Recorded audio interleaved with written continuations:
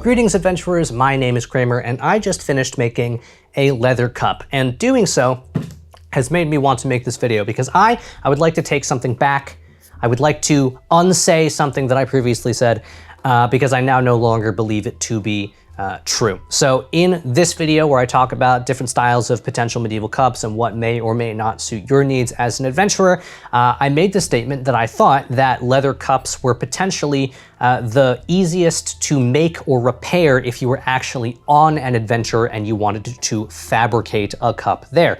And now having made one, I don't think that's the case anymore. I think there's a lot more that goes into doing this and doing this the right way than I gave it credit for. I sort of understood the way the process was supposed to go in my brain, and then when I actually sat down to create the cup, and we will go over how I made this shortly, I realized there's a lot more to it and it requires a lot more steps and a lot more of a controlled environment than you would really have in an adventuring setting unless you were essentially glamping and you had a table and all of the tools that you needed. And I'm very glad that I didn't try to just do a video of me making this for the first time outside on an actual trip, because then I would have gotten out there and realized, actually, I can't do this. I actually can't make this out here. I don't have the materials that I need, which is why I always try to do my first attempts at a project inside, because then at least I can get the process down first, collect some data on what the actual project entails and what I need to learn and do in order to make it work, rather than just throwing myself to the wolves. This isn't meant to be a dedicated tutorial for how to make a leather cup. This is the first time I have made one. I'm sure there are other people that are far more qualified to tell you how to do it properly. This is just what I sort of came up with. This is the process that I just happened to film while I was experimenting on this, and actually linked down below and in the card up here, there's going to be a link to a video that I found and that I followed that I found very, very helpful from a small leatherworking channel. I think it's the only video that they've got, but I really enjoyed it and I think that you will too, so go ahead and check that out. When I started this project, in my brain, I was able to visualize all the steps. I understood what it was I needed to do, and then I sat down with just a piece of paper in order to just draw out a rough pattern so that I could have something to cut the leather to, and I realized I don't remember geometry as well as I thought that I did, and that's a problem because you're essentially making a cone or a cylinder. In my case, I wanted very specifically for it to be what I understand as a frustum cone. I wanted to make a cone that had the bottom cut off so it started wider and then it tapered down, because I was attempting to make a replica of what I understand to be a leather style beaker that was found somewhere in the Mary Rose period. So the very convoluted way that I ended up with a template, and I'm sure there is an easier way to do this, and I'm sure someone in either the comments or the Discord is going to say, hey, Kramer, learn. and I will, and I'll thank you for that.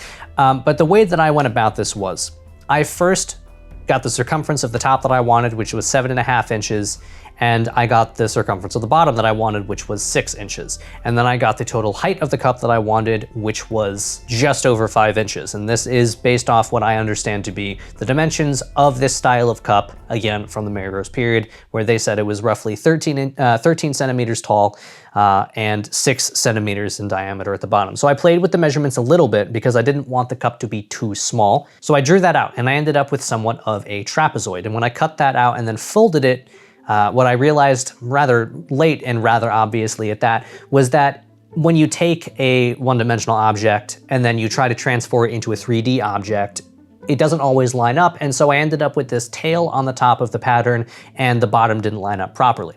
If I were doing this in the field and I just needed any sort of drinking vessel at all, because for some reason I just couldn't drink from the bottle or from the stream itself, or I didn't have a backup, that might be fine, and I might not go through the extra trouble of trying to make sure everything is perfectly even. And but in this case, I did want to make an actual cup. So I folded the two wings back in towards the center line. That is where you see that it doesn't line up properly. And then I simply cut off the excess so that it was flat.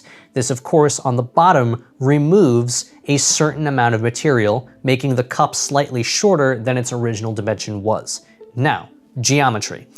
What I had to do was essentially figure out the height of that cutout section, which is one part of a triangle. And I figured out that height by just putting it on my mat and measuring the distance between the bottom and the top of that wing. I then took that measurement and added it to the total length. This is very complicated. And I added it to the total height of the cup. and I then recut a new pattern with all of the same dimensions, except the height was about 3/8 of an inch taller. And then when I folded everything again and cut off the excess, I ended up with the dimensions that I wanted.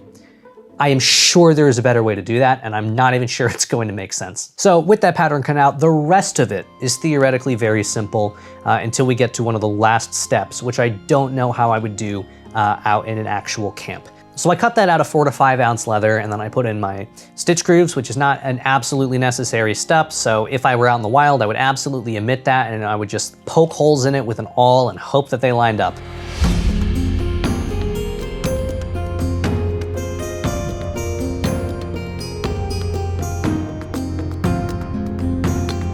And then I used my slicker to round off the edges of the top of the cup and the bottom of the cup because the top of the cup is what's going into my mouth, and I want that to be as pleasant as possible. And I find that slicking an edge can actually help flatten it a little bit, so my cut wasn't exactly straight at the bottom because you end up with this slight curve. That is how it turns into this conical shape and still maintains a level of evenness. I didn't dye this cup. I am leaving it completely natural in its color because, as you can see, the beeswax actually changes its color when you add it, and that is it's a very nice touch. It's a very sort of natural, no two cups are gonna be alike given this because the leather is going to color very differently. So I punched my stitch holes along the edges that were going to come together to form the body of the cup. I also punched around the circle that is going to form the actual bottom of the cup, but I did not punch holes around the body of the cup itself to attach to the base because I wanted to make sure everything lined up, and I decided to use an awl to punch all of those by hand. If I were doing this in the field, I would probably do all of them with an awl. Stitching them together, I used this sort of cross stitch because I thought it would look very nice. This ended up actually being more difficult than I thought it would be in order to make everything line up. If I were to do it again, I would probably use a different stitch.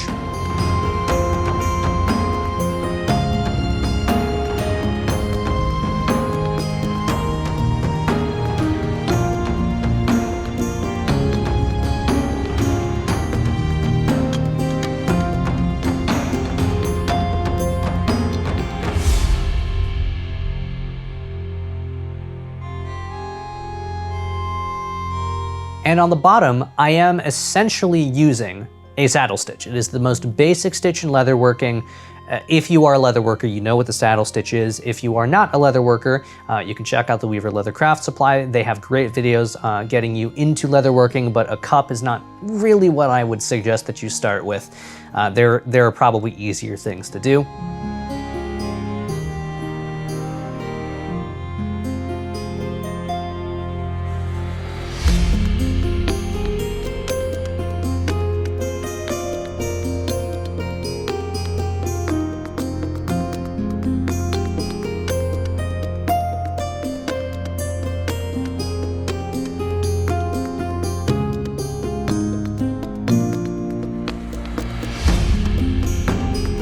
So I just stitched the bottom all the way around. Now, none of that is difficult. The punching of the holes and the stitching of the cup together is not the difficult part. That you could easily do outside with nothing but the materials and 2 needles or even 1 needle and some thread. That is easy. The problem was creating a pattern, which I can see ways around if you were out in the wild. The biggest reason why I don't think that this is feasible, if you're in a camp setup, I used beeswax for this.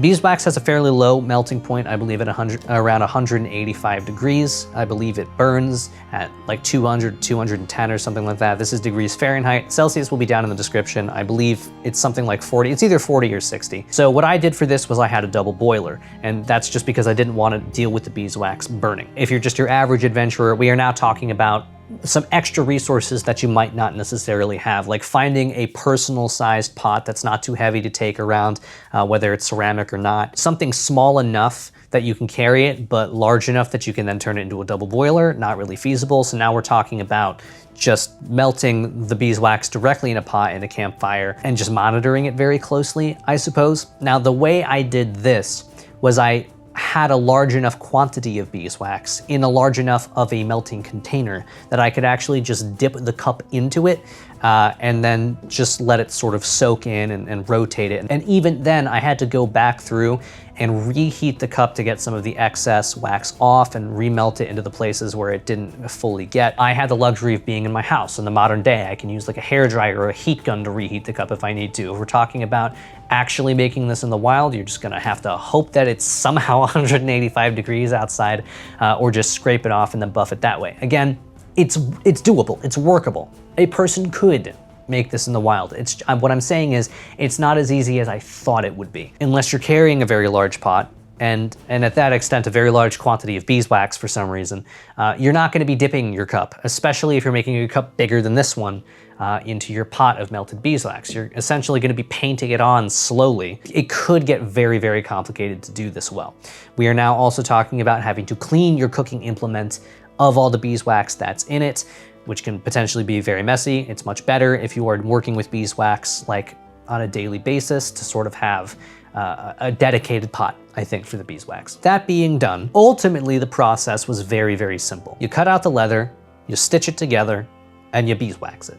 It's pretty simple, and I think that's why I thought it was going to be so easy, but there's a lot more to it than that. And this might be one of those things where even if you can, it doesn't necessarily mean that you should. You will notice that I'm pouring water out of this castrol into this cup, because what is the purpose of a cup? We ask the important questions here on the channel. What is the purpose of a cup? The purpose of a cup is not to carry liquid with you while you're traveling. It is not a self-contained thing. I mean, I suppose I could put a cork on it.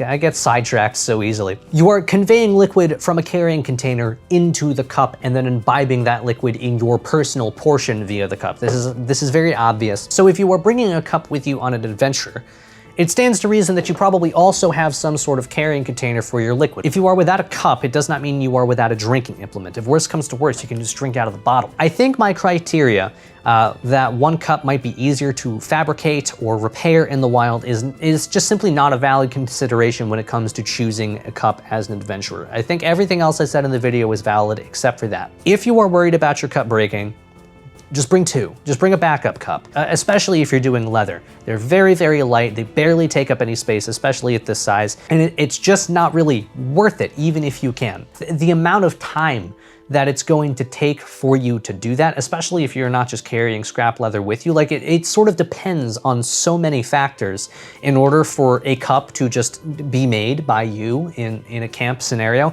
It's not worth it to think that you should do that.